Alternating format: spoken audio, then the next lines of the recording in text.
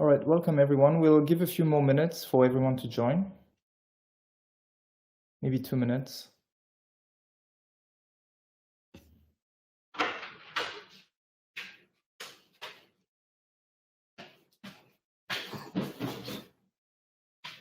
So Shivani, I was just telling Antoine and Chris that we're currently live. We're just giving a few more minutes for all the attendees to join us. Okay, great. Sounds good.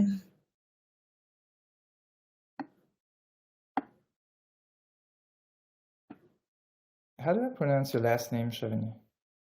So Shivani Phull. Shivani Phull. All right. I want to get that right. All right, there's enough people already, so we can get going.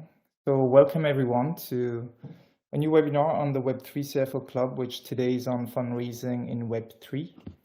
So as a CFO and CFO, one of your top of mind priorities is keeping your company afloat for the foreseeable future and finding the ideal strategic investors who believe in your team's capacity to turn that business idea into a reality. Venture funding is down right now across the board in the tech industry, but the funding pullback is even more prevalent in Web3, given the current market conditions. So how do you prepare to fundraise in these turbulent times? Today, I have the pleasure to bring you 2 CEOs and 1 CFO who have been through multiple funding rounds in Web3 to share their insights and experience. We have Christophe Lassuyt, the CEO and founder of Request Finance and the Web3 CFO Club. We have Antoine Scalia, the CEO and founder of Cryptio, one of the most widely used crypto subledgers out there. And we have Shivani Phull, the Director of Investments and Finance at Pixelynx. So before we go perhaps through the agenda of today's webinar, I'm going to ask the speakers themselves to give us a quick round of intro and share a bit of their role right now at their current companies. Should I start? Shivani to start. Okay, Chris. No, okay, yeah. Okay, great. Yeah, nice to meet everyone. My background is obviously in finance and done various roles in audit, FP&A, and helped launch the VC arm of a FTSE 20 company.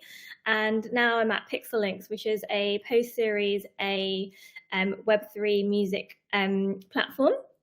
And yeah, I'm excited to join today and kind of share kind of my learnings through kind of each of our rounds and what to think about in the current market, especially as Umar mentioned, like, you know, there's a lot of challenges in this market versus last year when we look at both macro and Web3.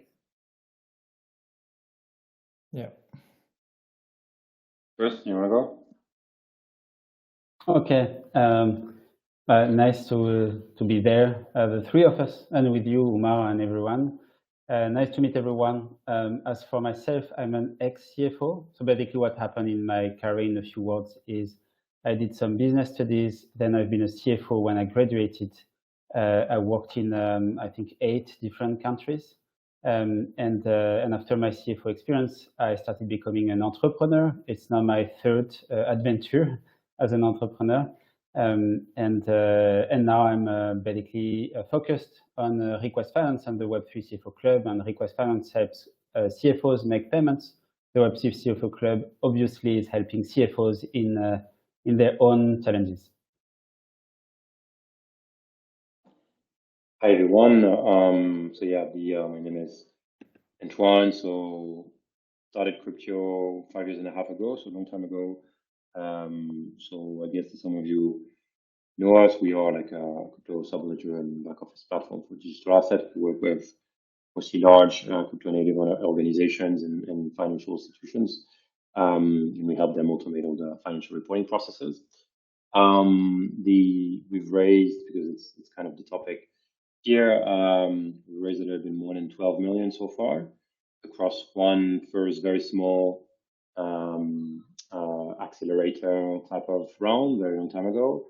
Then we raised a less than 1.5 million round in 2020, and then 2021, and we raised a bit more than 10, like beginning of 2022.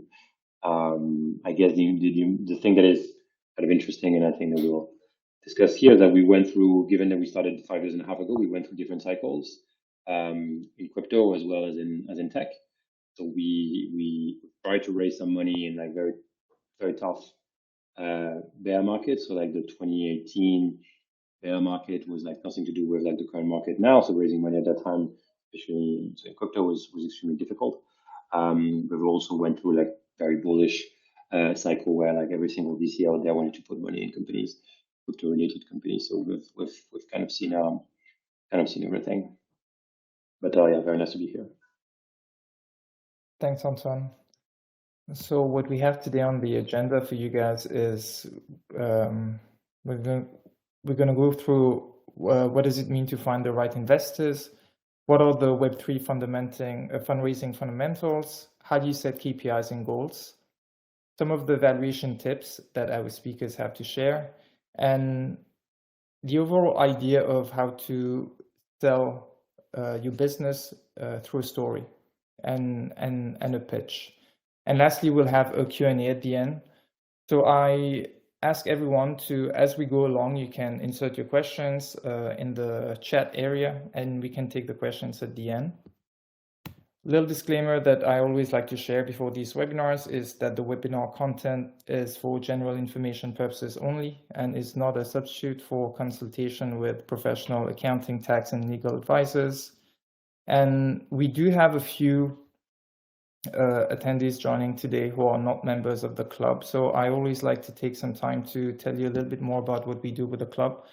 So the club in itself, it's a community of finance and operations leaders in Web3 created by Request Finance. And we have two objectives with this community.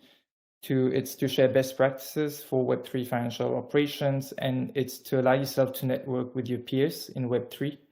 Today we have 680 members. The club has been growing fast for the past year. And we organize different initiatives like the one we're having today, webinars, in-person events. Last year we published the Web3 CFO guide, which is a 100-page plus guide on everything related to Web3 financial operations, from accounting, treasury management, payments, payroll, yeah. And this year we'll be releasing the second version of the guide on focus entirely on treasury management. Lastly, just before we start, who am I? So my name is Omar and I'm responsible to moderate and grow the club. I've also shared the link of a podcast which I have focused entirely on Web3 accounting called The Accountant Quits. So with that out of the way, we'll start the webinar. I'm going to stop sharing my screen as well.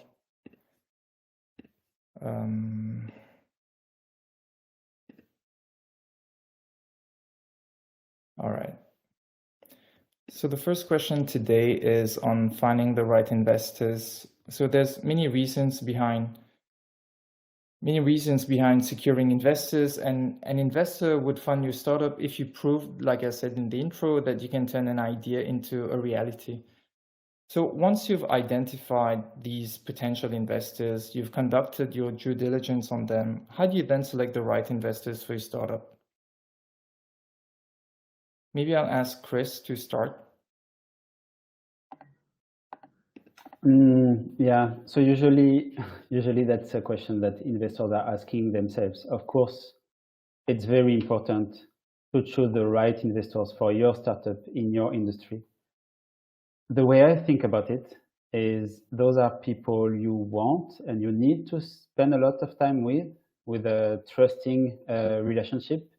So you basically need to find not only the VC firm that fits well with you and the company, but the people who you want to spend time with and say hard truth.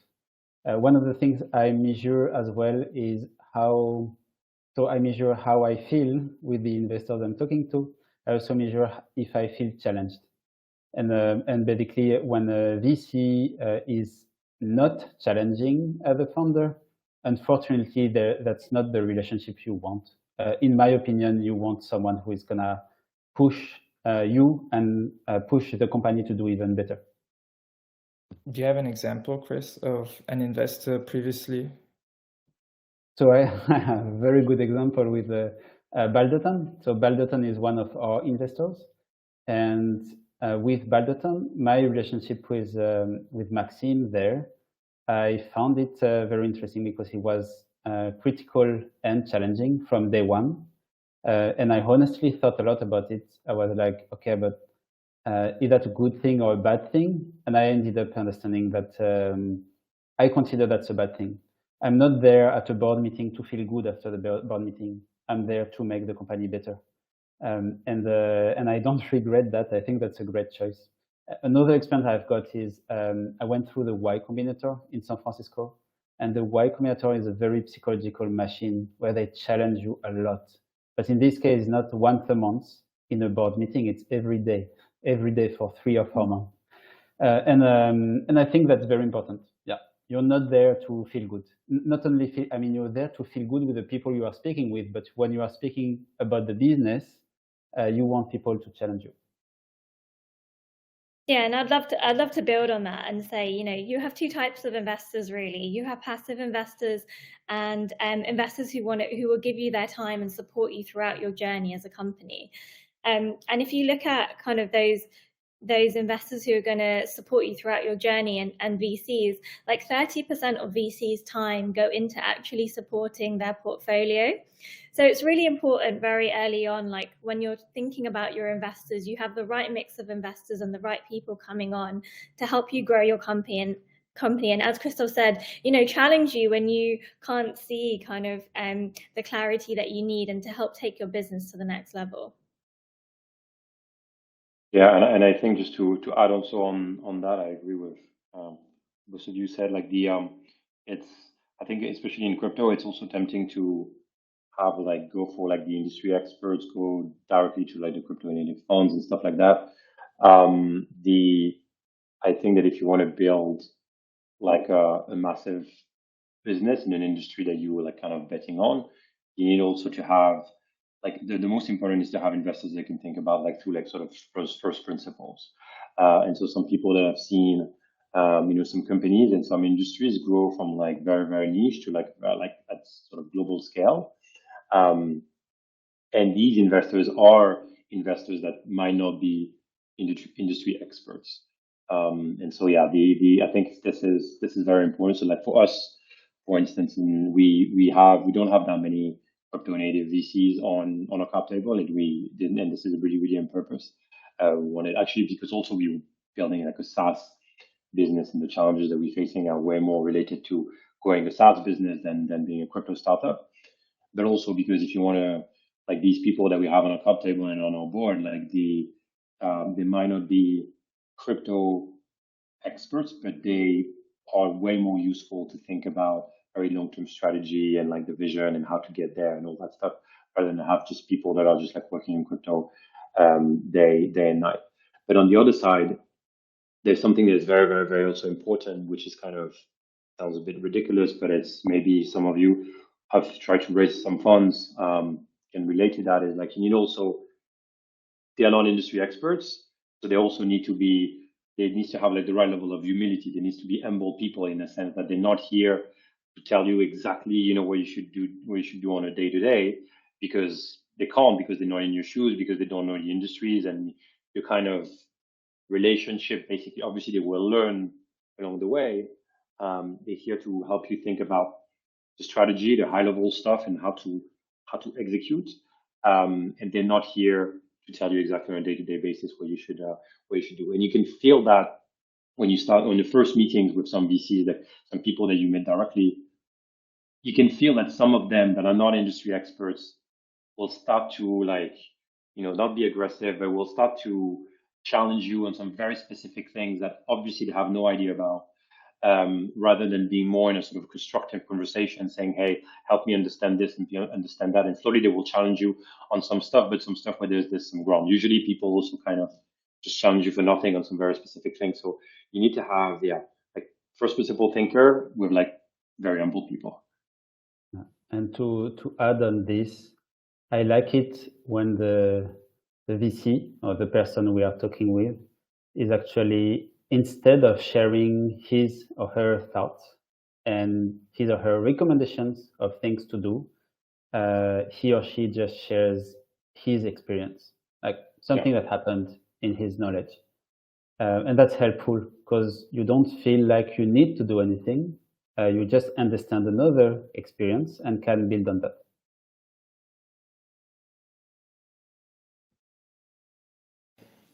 One of the follow-up questions I have, maybe I'll stay with you, Chris, is you've conducted a fair number of pitches to investors.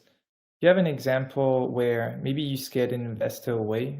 And now in hindsight, what were these investors looking for that in your early stage startup that perhaps you failed to provide? Well, no one is perfect. I'm not perfect. I think sometimes I talk with Web2 investors about Web3 as if they understood everything. And I basically lost them very early, which led to a conversation that was very hard to pursue, given the fact that they tend to not admit that they did not understand the thing. And it's my fault. It's just that if I go too deep into technical stuff, well, unfortunately, it's not going well. So it's not going well in this case, not for me, not for them, bad thing. So I think being more clear and being as Eli 5, so explain like I am 5 as possible, is key. And then you understand when you speak with people who really know the topic, you understand because they dig exactly where it makes sense. And to add on that, usually like, well, it was not like in 2021, but usually fundraising is a fairly long process, right? So this, like being too technical on the very first meetings is really like a big mistake. So you want to be high level, like these people are investing in your, like the return that they're expecting, like basically like, the lifetime of a fund is like around 10 years. So you're taking about like long-term time frame. And so you need to basically convince them on sort of the high level bet vision strategy, understand this is like, you have different types of risk that an investor sees. There's a market risk, there's a people risk, there's execution risk. And so you need to explain to them, okay, this is the vision, this is where we're going, this is the market, this is where we think the market is great. And then, more and more, if you continue to have more meetings, they will have more and more context. They will have more and more context, and we'll be able to have maybe, if it's needed, like more and more like technical discussions on the product, on exactly what you're doing and stuff. But like as Chris said, like being too technical in the first meeting is really like a big mistake, and as Chris says, a waste of time for everyone. Yeah, and definitely just to add on that, like, having been on the other side, like had loads of pitches from founders. I think when a founder comes in and, they're not able to articulate their idea in a simple way, it makes you really question if they really understand kind of what they're doing and their business plan fully and their market.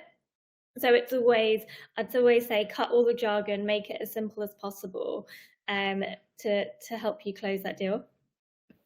And Shivani, as a CFO, what are the kind of questions the investors would be asking you, perhaps in the projections, in the financial projections of the startup?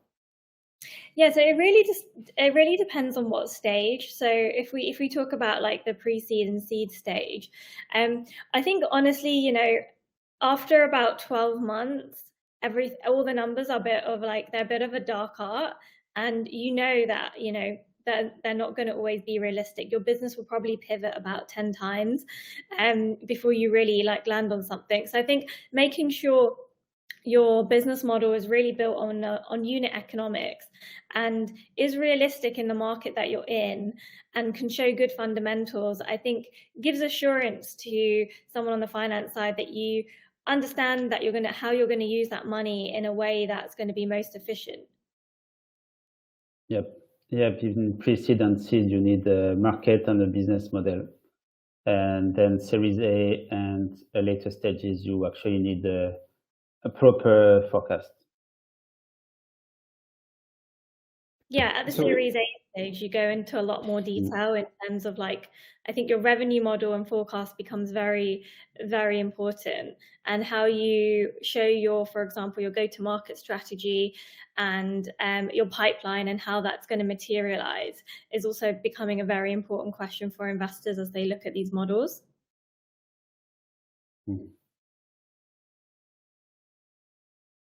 In terms of the fundraising fundamentals, which pertain to when do you raise, how much do you raise, and how to raise, what in your experience are some of the key principles that the Web3 startups should consider deciding the timing, amount, and strategies for raising capital to ensure then a successful fundraising? I can start. I think that more than in any other industry, obviously, like crypto is there's a big impact of like price cycles, and obviously you want to be as much as you can in a position where you're raising in bull cycle, and you don't need to raise during bear market. I think that should be your objective, right? You should be able to time. Obviously, we never know, how long bear market or bull market will be, but obviously you don't want to be in a situation where you're basically running out of money in like the middle of the bear market. Especially if your business is not doing that great. So I think that's the first element. Like you need to take that into perspective. And also then I think you should have the same approach. That basically we went through very like special times during 2021 during the bull market, like where it was like a little bit like irrational. And so if you went through that, I think you need to forget what happened and think that this what happened like is very unlikely to happen again. And just think as a regular startup that is raising money in the regular market. So in a normal market, in the normal VC world, when you're raising around to have around 18 months, 24 months of cash. You have very specific targets and KPIs that you need to have, and sort of objectives that you need to have to be able to raise the next round. Obviously, that kind of depends. If you're like a protocol, things are a bit more different. But if you are like a SaaS startup in this world like us, basically you can look at sort of SaaS benchmark of like, I want to raise a Series B. Okay, what should that be? So there's like a level of AR where you need to be in order to raise a decent Series B. So yeah, try to take obviously like the bull market and bear market cycles into account as much as you can, and then just think and plan as a regular normal startup. Yeah, and just to add to that, when you're really thinking about raising and the timing of your raising, in these kind of markets, you want to extend your runway as long as possible, and also put in that extra time, those extra months to really be able to fundraise, because the process is taking a lot longer than it used to, like last year.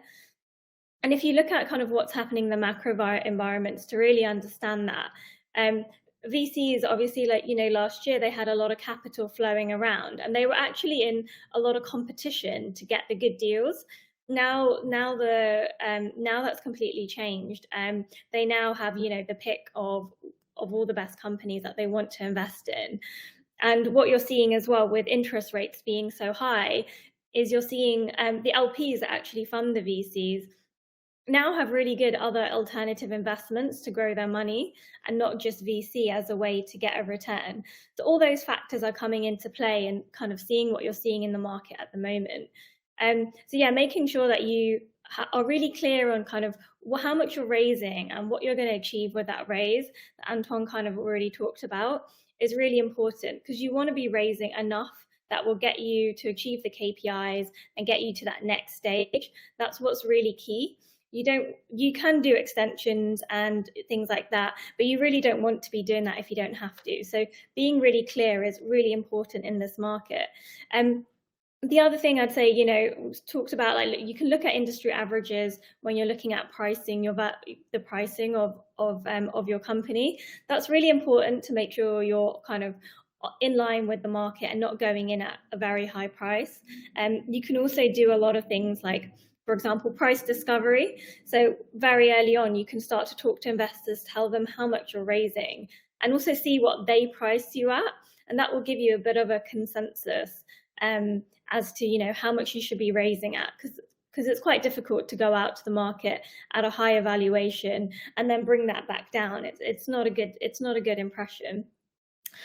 One of the things though I'd really want to push, a bit on in terms of when you are raising and how to raise, is that as founders you should be thinking about always raising. In a way, you're always talking to investors and keeping those conversations warm.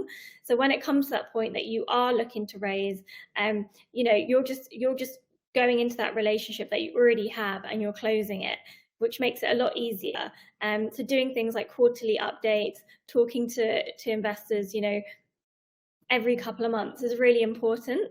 And an investor who might not come in now, Christophe mentioned earlier, he had a bad experience. It doesn't mean that they've written you off. They might come in at the next round if they see the progress and see how you're developing. So, if you look at the average conversions, which are about, I think, 5% of the number of conversations you have. So you really need to be having, quite a lot of conversations, up to it, and trying to, do both like cold outreach and also through connections and warm introductions to really get that pipeline for investors. Just on that, like one of the lead investor of the last round, it's a German-based firm called Point Nine. They passed on us on the previous round. So they said no, like it's like the market is not ready. We don't think it's the right timing, and like a year and a half later, they led the round, and it was like the biggest round that they never led. Yeah, that's cool. And Point Nine Capital is actually a great investor. Actually, if I had to put concrete example on this, when you raise a seed round, you have an idea of a business model. You raise at least 18 months of cash, and after 18 months, you want to reach, if it's B2B SaaS, you want to reach like 50 to 100K of monthly revenues. When you do that, you can raise Series A, and you raise again at least 18 months of cash, and you want to reach 200 to 300 in monthly revenues within 18 months. So that basically what you do is you always reach the next milestone that allows you to raise again.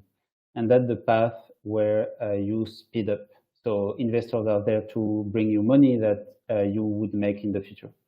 And I think that's important to understand that. That's for B2B SaaS, and there's plenty of benchmarks in the market, actually, in different websites. I think Carta is helping with that. Y Combinator people, we have a whole list of like every stage, everything that we need at each stage, for example. So that's the market. And then on top of the market, as Antoine said, sometimes there's a bull market and you can raise a seed round at 60 million valuation. Sometimes there's a bear market and this same seed round is going to be at 6 million valuation. And my advice to that would be to not go for the 60 million, to try to be as reasonable as possible, because the round after 60 million in the bearish market is going to be very hard. And as Shivani said, you don't want to raise rounds lower than the valuation of the previous one. Yeah, there's some really important implications, which I think we'll talk about maybe a bit later on about in terms of kind of the implications of down rounds. But it's definitely not the nail in the coffin. But if you can avoid it, it's definitely best. Mm-hmm. I just want to take this question from Oren Rosenfeld from Fuse Network. He's asking, in the context of fundraising for Web3 focused company, do you recommend approaching traditional VCs or specifically Web3 VC? Maybe I'll just add first. I would do both, but I would frame it slightly differently. So obviously Web3 VCs, I think in Asia definitely have more money than like the Western markets. When you're talking to investors in the Western market, they're definitely a lot more risk averse at the moment, given all of the regulatory issues in Web3. But there's still a lot of appetite for blockchain. They've kind of separating out blockchain from Web3. So I think when you're pitching to some of the Western VCs that aren't Web3, who have a bit more capital at the moment, I would definitely frame it as a blockchain play, and as opposed to Web3. That really depend. That really depend on the business model, right? If you have a business model that is like fairly traditional, like your marketplace, or you're like a SaaS company, you can explain can explain your business to any type of VC, including more traditional VCs, and they will look your business as a SaaS company or as a marketplace.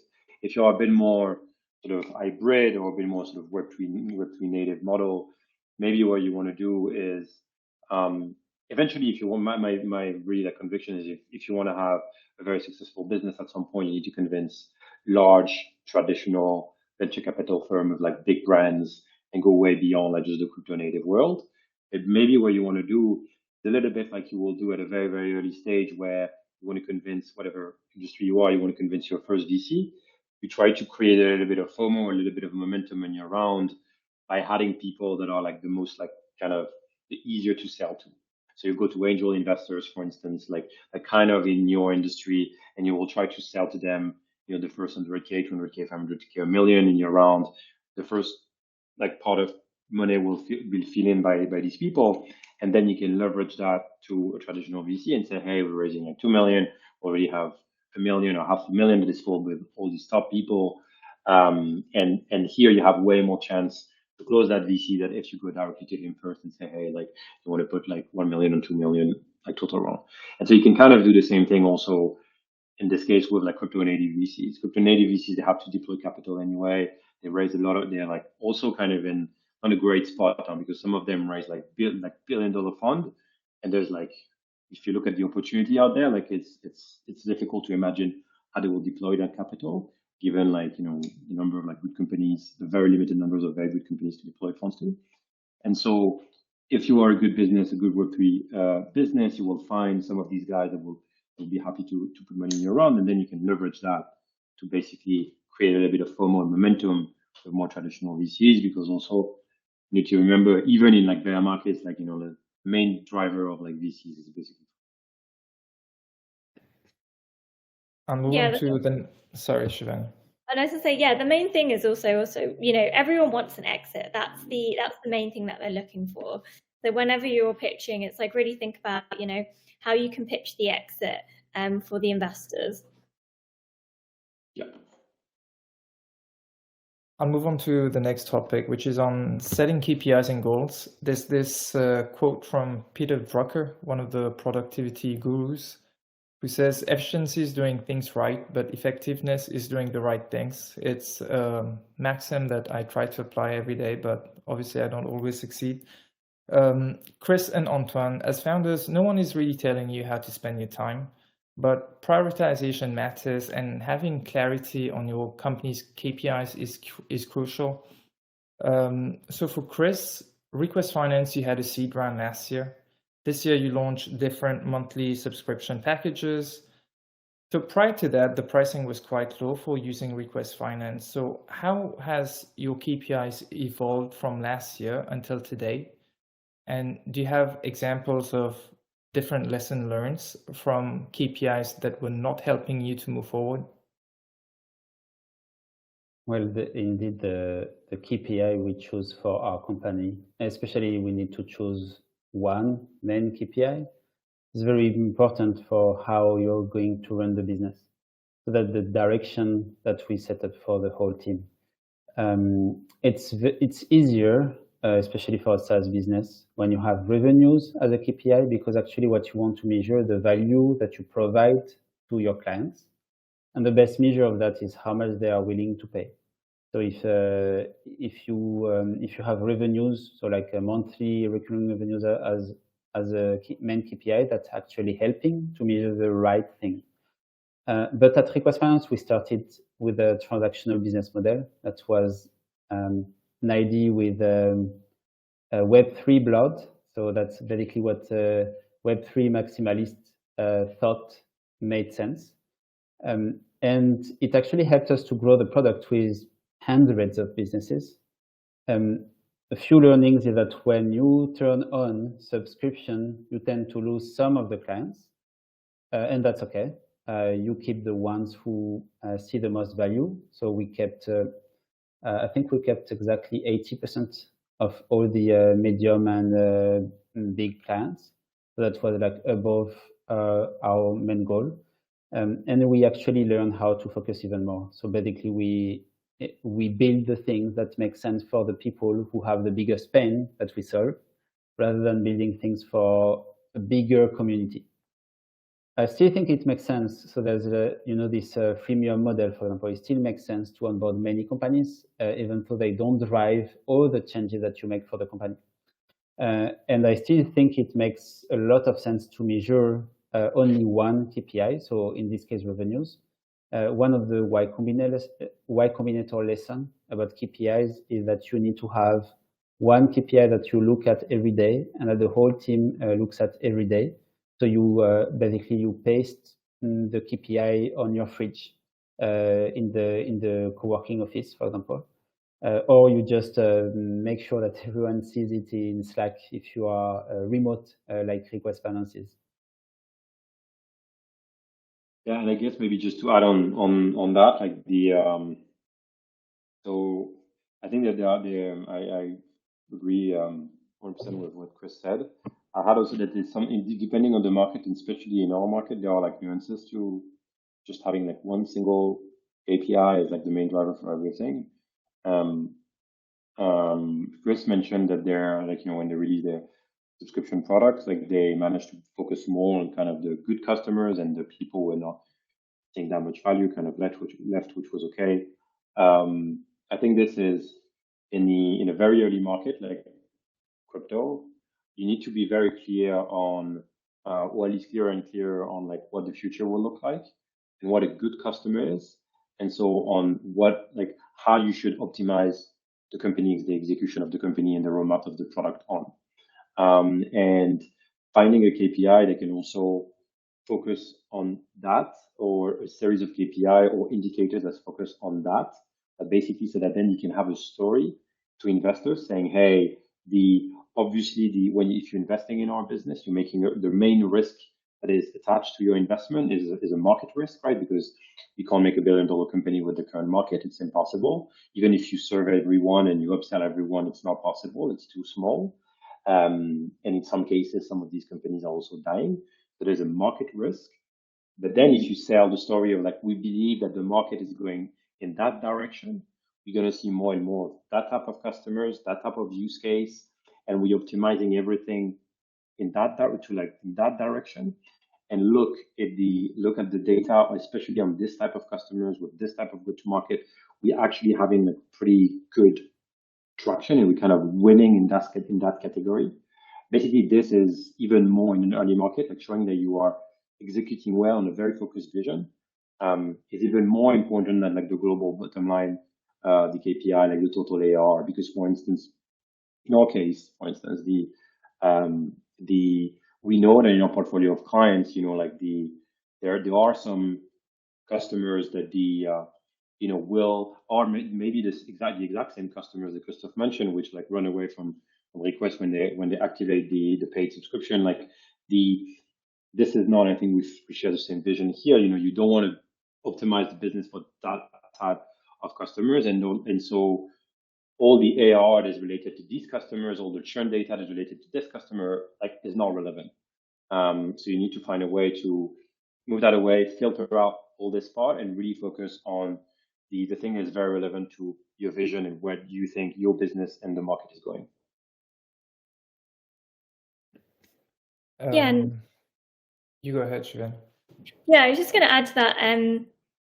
When you kind of look at other types of companies, for example, like consumer companies, I think in this market, there's so much more of a focus now on not just revenue KPIs, but also on community and product market fit. So when we think about community, you're looking at top of funnel.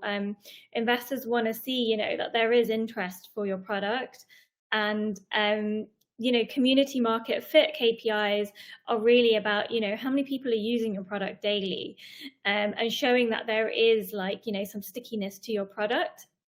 And I feel like in this challenging market, especially in Web3, investors understand that there's a lack of liquidity in the market. And that's why these KPIs are even more important, because they're willing to take, if you have strong community and product market fit KPIs, they're more willing to take more of a risk on you, because it's a road to monetization if you have both of those. Whereas if a company doesn't have both of those, you know, looking at how you're going to monetize and bring in those revenues becomes more challenging, because those KPIs are the basis to creating revenue. Thank you. And Antoine, I wanted to ask you, Cryptio had their seed round in April 2021. You had your Series A round in June 2022. How have your KPIs evolved from the seed round to the Series A? And for the founders listening, do you have examples of perhaps some wrong KPIs that you focused on in the past? So for us, it's like really like very straightforward, because we are pure like SaaS business, right? Like, so you can remove like the old crypto side. We are pure SaaS business. So eventually, it's not like there's nuances to that, as I just mentioned before.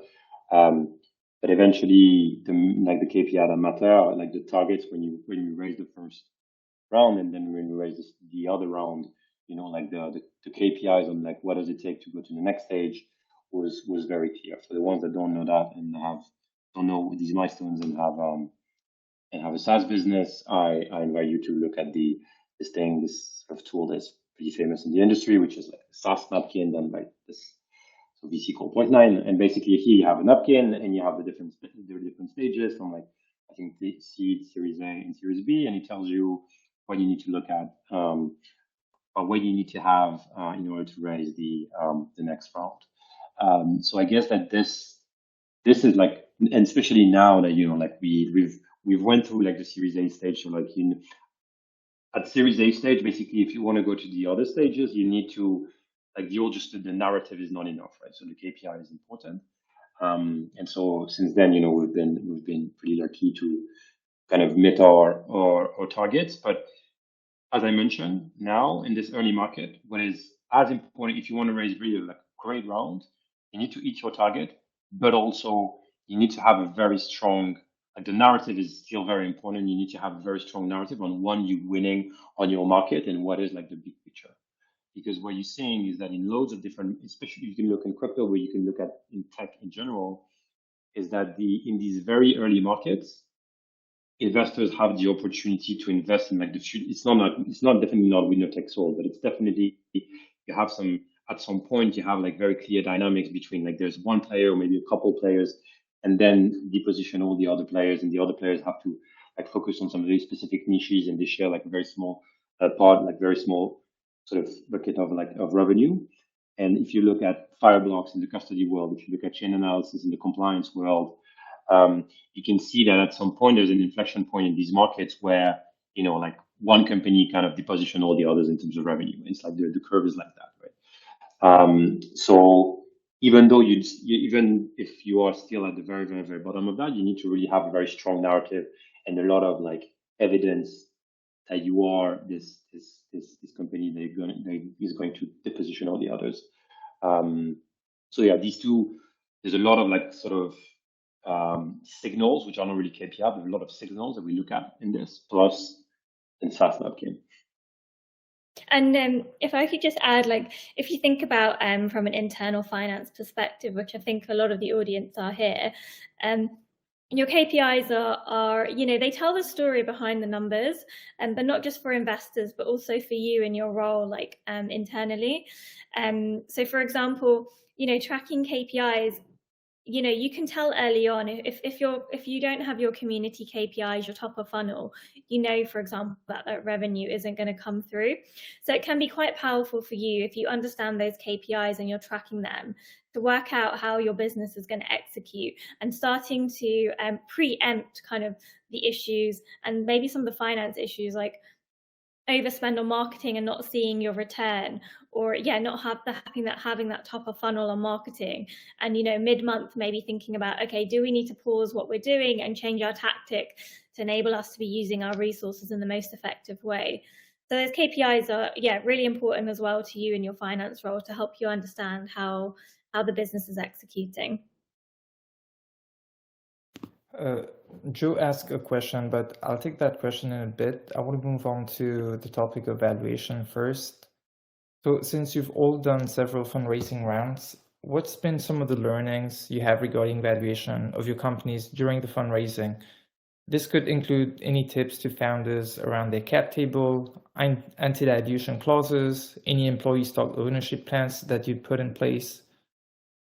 Yeah. Go for it, Shivani. I'll just say a couple of points before we go to Antoine. I think the cap table is really important to understand. Making sure you understand kind of what your cap table looks like now, what it means after your round in terms of dilution, and also the rounds you're anticipating in the future is important.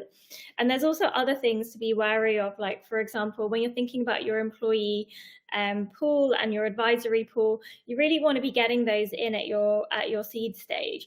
And your employee pool is really important because you want to be topping that up at each stage, and bringing them in later on create some issues in terms of impacts, in terms of dilution for new investors. So it's really important to remember those, and it's one that I often see is missed.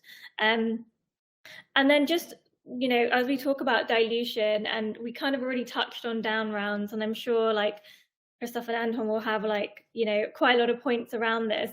Yeah, but you really want to be like, you know, having a valuation in line with market. And as Christophe said, you don't want to be going into taking sometimes a higher valuation because, you know, it might mean that you fall into a down round at a later stage. And one thing that's really important to consider is and understand is the impact of like anti-dilution clauses. What they do is that they protect the investors so that they don't dilute.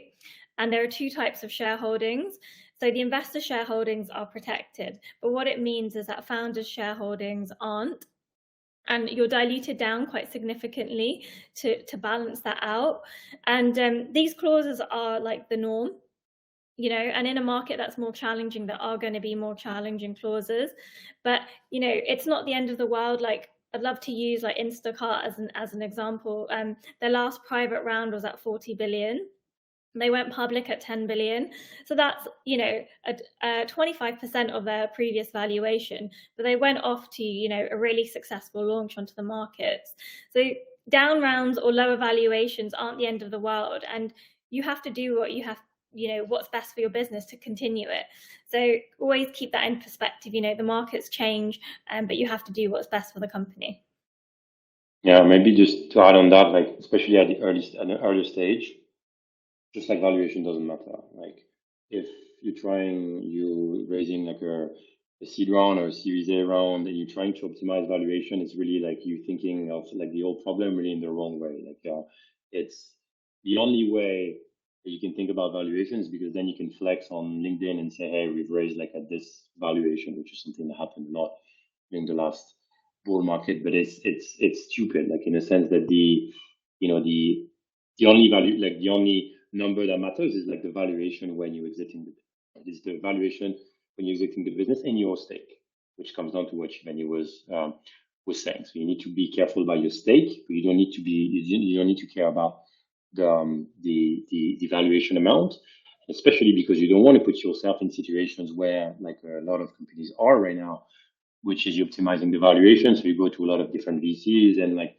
you pick the one that is offering you the best valuation, and then puts you in a very like terrible position where you can't basically can't reach the milestones that are related to like this valuation or next valuation that you're supposed to hit, and it puts you in a terrible situation. You need to do this down round. So like Shivani says, it's not the end of the world, but it's definitely like not a good thing to do. You want to avoid that at all costs, even though you can do it. You want to avoid that at all costs. So yeah, thinking about valuation should not really be your problem. You need to think about like the thing that we discussed before, good investors that are aligned with the business, that are aligned with the execution, challenging investors. And the reality is that the very good investors, they will just put the right valuation on your business, respect your stake, because they also understand that your incentive needs to be there, and there needs to be a very big incentive on the founders. So they will never try to rip you off or whatever. Like they will never do that. If you're trying to do that, it means that you need to run away because they're not good investors. So you should not think about the valuation, and you should also never talk about the valuation to anyone else. Like valuation is like a sort of like it's a family secret. Like it's just like no one needs to care about this because no one cares. So it's just something between investors and yourself, and that's it. If you sell for 1 billion, then you can say. Yeah, and it makes sense to when you are in a fundraising mode, you just tell the investors, I'm raising $1 million, or I'm raising $5 or $10 million, and you try to let the investors price you so that they basically define what's going to be the valuation. But still, they are going to ask, so you need to manage them. Yeah, the key, you know, like both Antoine and Christophe said, you know, the key thing is really about how much you're raising and how you use that capital to get you to achieve those KPIs, to get you to that next stage. So, you know, if you raise at a high valuation and you raise a significant amount, but you really don't progress at all, you know, that you're better off just raising a small amount and spending that really wisely and getting you to those KPIs. So yeah, when you're thinking about valuation, it's just make sure you're aligning to the market, and yeah, making sure you do that price discovery is so key, and considering all of those factors when you're talking to investors. But the key thing when you talk to investors at the first stage will be about how much you're raising, as opposed to always your valuation. So we have 9 minutes right now. I see there's only one question right now in the chat bar, so maybe we can go on the next topic of storytelling and sharing your pitch. I was reading a report from Crunchbase suggesting that VC funding in Web3 has plummeted by 75% in 2023. The narrative seems to be around AI right now. Of course, if you believe in the future of blockchain, that must not sway your commitment to build your startup. So I would say that exacerbates the importance of nailing your story and your pitch deck. I know that, Chris, you've spent hours fine-tuning your pitch to VCs. Your story, of course, should be interesting, but also believable and memorable to the investor. Based on the many conversations that you've been having, what's the story a founder should be pitching to their VC? Maybe I'll tell Shivani to start, because you, Pixelynx, you operate in an emerging vertical around the music metaverse ecosystem. Yeah, I'd say, you know, what's really important when you're doing your pitch is really getting a story that resonates. And I'm currently a mentor at Outlier Ventures, and we're going through kind of seeing all the new cohorts pictures. And when there's some kind of personal link to that story and something that will really resonate, it really sticks with you. And I think as well with investors, they see so many pictures. So that storytelling is really important. And that conviction in that story that you're giving about the company, like for example with Pixelynx, it is so passion-based with music that it really resonates with kind of, you know, the story of the company. So I think that is really key, and it's also a key differentiating factor, yeah, when you're looking at so many pictures. And one of the other things I just add is just, you know, we're seeing the narrative obviously, yeah, move to AI, but you know, there's still a huge amount of interest in blockchain. Like the CEO of Chase, Bank Chase, which is one of the biggest banks in America, has said that he really believes in blockchain, but he doesn't believe in crypto. You're seeing obviously London really invest quite heavily as well in like blockchain and their future in blockchain in Europe and Hong Kong. So there's still a lot of appetite there, even though it might feel, you know, it might feel like there isn't. There's definitely appetite, and there will be appetite in the future for sure. Chris, go ahead. Please go. No, just I made a short experiment a few months ago. I talked with a bit more than 100 VCs. So basically, I got many intros from a few different VCs. I ended up speaking with way too many VCs. Every time I spoke with them, in the first conversation, I asked, how many investments in Web3 startup did you make over the last 6 months? and less than 8% of them made investments, even though they are supposed to be the Web3 branch of a Web2 VC. So I believe in Web3. I'm building a Web3 product. I've been in the crypto space since 2014. But right now, I think that the investors don't believe in it anymore. They believe in AI. Some of them, they even ask, hey, by the way, do you make AI? So yeah, there's trends, right? And the trend right now is AI. However, there's this opportunity that's going to happen in the next few weeks or months, is that there's a lot of capital that has been deployed by LPs to Web3 funds. And those Web3 funds, they have a thesis in Web3 and they need to deploy capital. So right now, the capital is sleeping and they will need to deploy it. Of course, they will deploy it to the best startups. And there's a kind of a filtering happening here. You need to have startups that are already generating money or having huge traction in terms of users and everything. But this opportunity is going to happen. So this downward trend of investing less and less in Web3 cannot go down further, in my opinion. It's only going to go up from now on. And that's why I'm confident, because the money, actually, the investor money is also driving the market. Like if you invest money, then the market wakes up as well. And so there could be a very nice cycle in the next few months that we would really like in the Web3 fundraising space. Yeah, 100% agree. Maybe just to come back to your question on storytelling. I think that also it depends if you're a bit more advanced in your company, if you've been around, if you've been trying for quite a while. Like really only giving like sort of the long-term perspective and story is obviously important, but also what is very important is like explaining how your thinking has evolved, in the last few years or whatever, like since the beginning of your company, how you think about the market and how you're positioning your company, how you see the pain points, how this has evolved, so that investors can trust, especially in a very, very, very moving market and ecosystem like crypto is, that you are the right person to think about these changes and to keep positioning and iterating your company on the right thing, so that if the risk, like the market, the thing I mentioned, which is the risk that they're taking on the market, kind of like this risk kind of decrease, and the market, like there's some stuff happening in the market, they are confident that you will be able to like not miss like the adoption of the use cases that will get some traction. Because the worst thing that can happen also is they are very, very, very early in the market, but they invest in the company, so they take a huge market risk, and eventually some very positive things are happening in this market like years later. But the initial investment that they don't see that in the initial investment that they made, because like the company has not been able to really like position and time things well to be able to kind of surf the wave.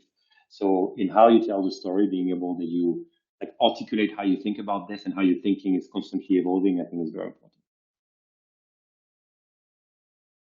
Perfect. Well, thanks, Antoine. We have 2 minutes left. I don't think we'll be able to take the question from Joe. The time has passed fast, and sometimes, sometimes we're not able to take Q&As. I will share a link in the chat bar right now. Next week we're having an in-person event with Harrison Trotter in London. So if you're in the UK or not very far from the UK, you can join us. I always see these events are not only good for networking, but also good for making business, because we're very selective in who we accept for these meetups, like only CEOs, CFOs, basically C-level executives. And for our next webinar, if you have any suggestions, please feel free to let me know. Actually, the title of today, Fundraising in Web3, was suggested by Shivani, and I asked her to join us as a speaker. So please feel free to let me know on Slack what should be the next webinar on. So thank you. Thanks, Chris, Antoine, and Shivani for taking the time today. And thanks everyone in the audience for tuning into this webinar. Thank you, everyone. Thank you, guys. Thanks, everyone. Bye. Bye. Bye. Bye-bye.